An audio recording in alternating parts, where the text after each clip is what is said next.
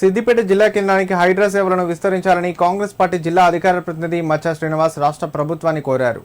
వర్షాకాలంలో వరదలు, వేసవిలో నీటి ఎద్దడి, కాలుష్యం వంటి సమస్యలు భారతదేశంలోని నగరాలను తీవ్రంగా వేధిస్తున్నాయని అన్నారు. తెలంగాణ రాజధాని హైదరాబాద్ కూడా ఈ సమస్యలకు అతీతం కాదని పేర్కొన్నారు.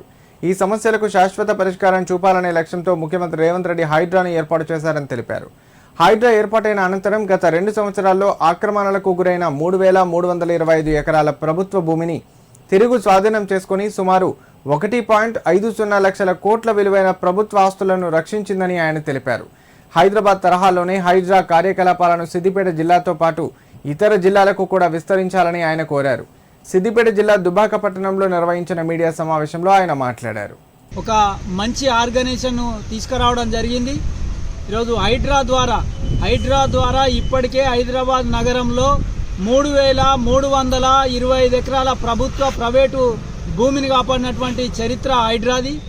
దాదాపు దాని వాల్యూ వచ్చేసి 1,55,00,000 కోట్ల రూపాయల ప్రభుత్వ ప్రైవేట్ ఆస్తులను కాపాడినటువంటి హైడ్రాను కొంతమంది గత 10 సంవత్సరాల బీఆర్ఎస్ పరిపాలనలో అప్పుడు ప్రభుత్వానికి సంబంధించినటువంటి కుంటలు, చెరువులు అన్నీ కబ్జా చేసి దోసుకొని దాచుకున్నటువంటి డబ్బులతోటి ఖరీదైన న్యాయవాదులచే ఈరోజు హైడ్రాకు వ్యతిరేకంగా కోర్టులో కేసులు వేయించడం జరుగుతూ ఉంది.